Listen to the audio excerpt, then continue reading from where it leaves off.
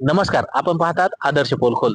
बीड कारागृहाची चर्चा अगदी आपण पाहायला गेलं तर देशाच्या गृहमंत्र्यापर्यंत ही चर्चा झाल्याची आपल्याला पाहावयास मिळालेली आहे. बीडचे खासदार बजरंग सोनवणे यांनी देशाचे गृहमंत्री अमित शहा यांच्याकडे या कारागृहाविषयी तक्रार केली होती. या कारागृहामध्ये आपण पाहायला गेलं तर माझ्या पाठीमागे हा कारागृह आहे. या कारागृहामध्ये व्हीआयपी ट्रीटमेंट दिल्याची चर्चा मोठ्या प्रमाणावर रंगत गेलेली आहे आणि त्याचप्रमाणे खासदार सुप्रिया सुळे यांनी देखील मुख्यमंत्र्यांना पत्र देऊन या कारागृहात व्हीआयपी ट्रीटमेंट दिल्याचा आरोप देखील त्यांनी केला होता.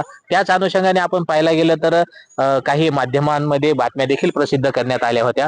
त्याच अनुषंगाने आता बीड कारागृहाने एक प्रेस नोट जारी केलेली आहे आणि त्यामध्ये त्यांनी स्पष्ट जे कारागृहामध्ये सुविधा आहेत त्याबद्दल त्यांनी स्पष्ट सांगितलेलं आहे की इथे जवळजवळ आठवड्यातून तीन तीन वेळा कारागृहाच्या कैद्यांना हे 3 वेळा मोबाईलवर बोलण्याचा देखील अधिकार आहे आणि त्याचप्रमाणे व्हिडिओ कॉलचा देखील आठवड्यातून 2 वेळा व्हिडिओ कॉलवर बोलण्याची देखील मुभा त्यांनी दिलेली आहे.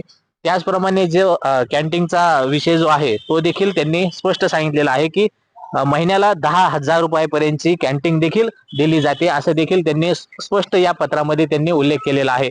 नेमकं बीडच्या कारागृहाविषयी अशी जी बाहेर प्रसार माध्यमातून जे वारंवार बातम्या होत आहेत त्या अनुषंगाने हे कारागृह प्रशासनाने आपण पाहायला गेलं तर हे पत्र जारी केलेलं आहे आणि हे पत्र माहिती अधिकारी तसेच जिल्हाधिकारी यांना त्यांनी दिलेलं आहे. नेमकं आता या कारागृह प्रशासनाने जे स्पष्टता दिली आहे यावर देखील आता सत्यता काय आहे हे देखील पाहणं महत्वाचं ठरणार आहे आणि जी आता हे कारागृहाविषयी जे बोललं जात आहे नेमकं आता हे कुठंतरी थांबल्याचं देखील आता या निमित्ताने आपल्याला पाहावयास मिळणार का हे देखील पाहणं आता महत्वाचं ठरणार आहे.